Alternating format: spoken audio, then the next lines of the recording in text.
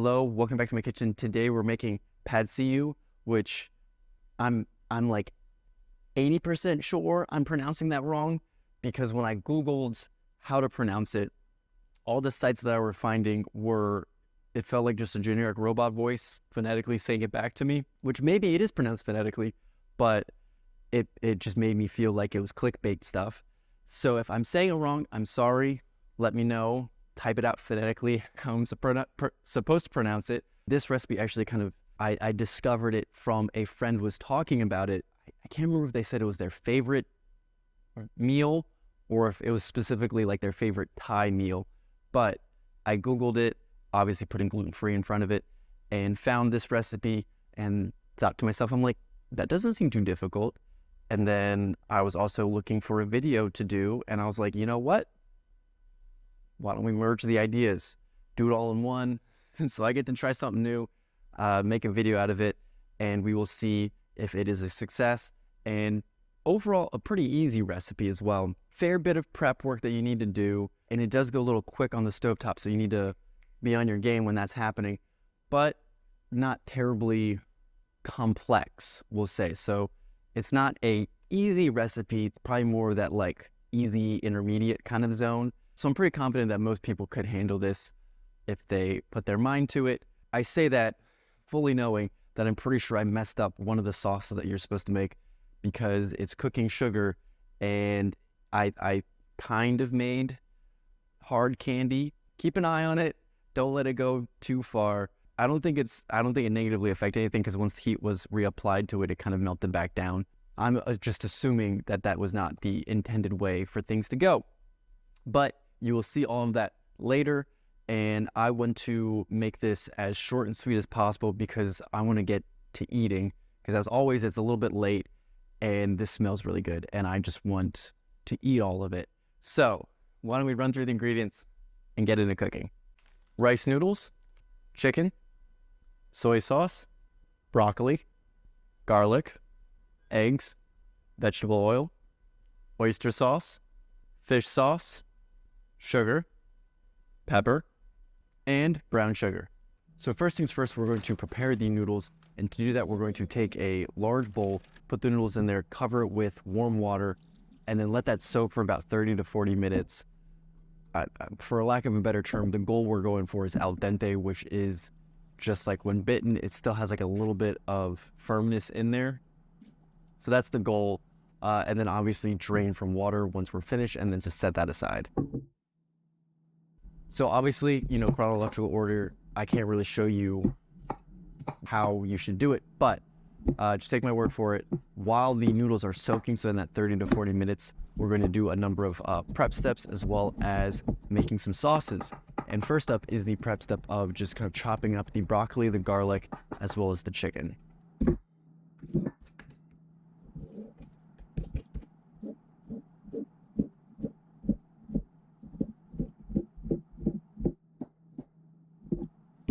Now just mix some of the chicken with soy sauce and set that aside. Effectively, it's giving a little marinade, but we will use that in a future step.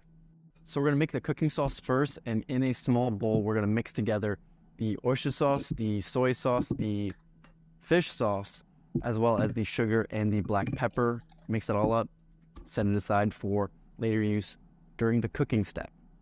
Unlike the finishing sauce, which is also used during the cooking step, but at the end of the cooking step. But you do cook the finishing sauce, it makes a lot of sense. And for the finishing sauce, in a small saucepan, we're going to mix together the water and the brown sugar, and then add in the soy sauce after it starts boiling.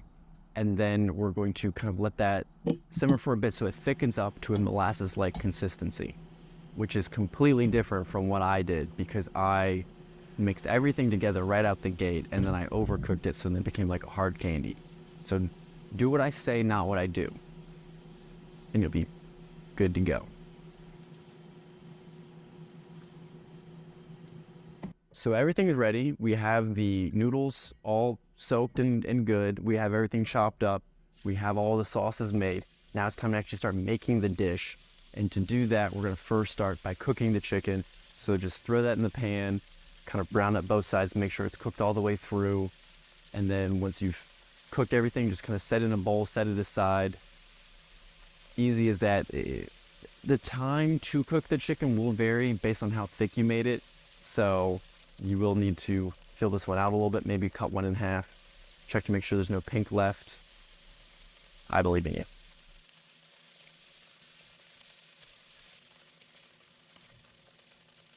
So now in that same pan that we just cooked the chicken in, we're gonna throw in some broccoli, really let those flavors kind of mix and meld a little bit. We want it to be a little bit brown, so don't constantly stir it, let it sit for a little bit. And then once it's kind of browned up, then we're gonna throw in the garlic and let that cook until it's golden brown, and that usually will take about a minute. Next, we're just going to kind of push the broccoli and the garlic to the side. I haven't really mentioned it, but we'll probably be adding in oil in between most of these steps. So add a little bit of oil now, then we're going to cook the eggs in there, kind of like a scrambled egg, but we want it to be just past runny, so like it'll be just entering that kind of dry state. We don't want to overcook it, we don't want to undercook it, so try and find that sweet spot. Now we want to add the noodles into the pan, so we're going to mix that all up, so make sure everything's nice and incorporated. Then add 3 tablespoons of the cooking sauce. Once again, mix it all up, make sure everything's coated, and then let it kind of sit for about 20 to 30 seconds so that it can caramelize and sear before stirring, and then kind of repeat that a few times. So a lot of the noodles kind of get that seared, caramelized action going on.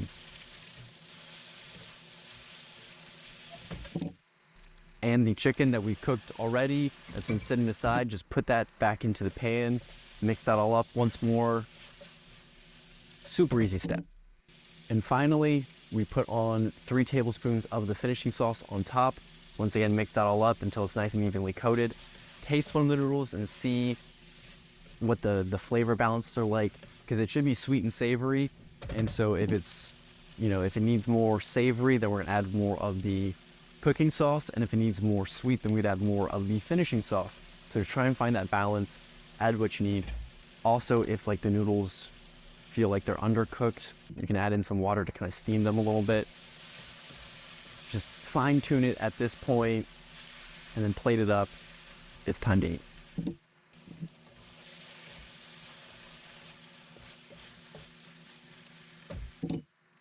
All right, so looks great, smells great. Now we'll see if it tastes great.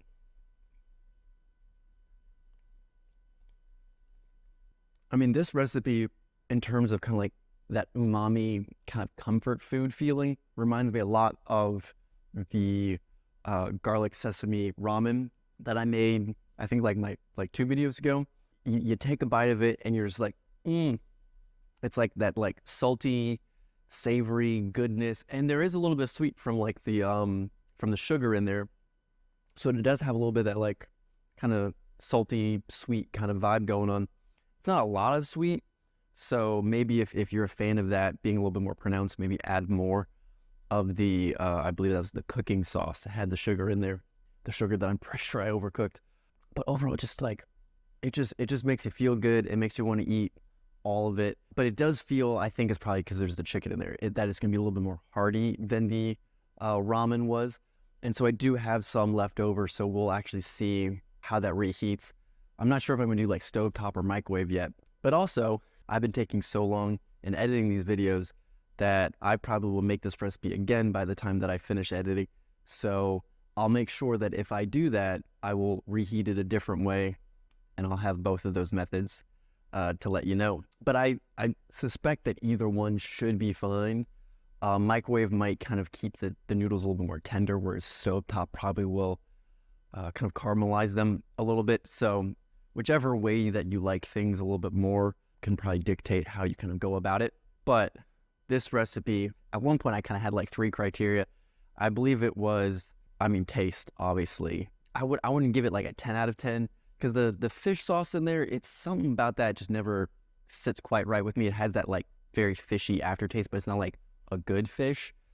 So I wouldn't give it full marks, but it might be one of those things that it kind of grows on you. Like the more I eat of it, it might kind of, that flavor might meld with the others versus the first bite, it might just be feeling a little bit more pronounced. But besides that, I feel like all the flavors are working really well together. I'm very happy with that.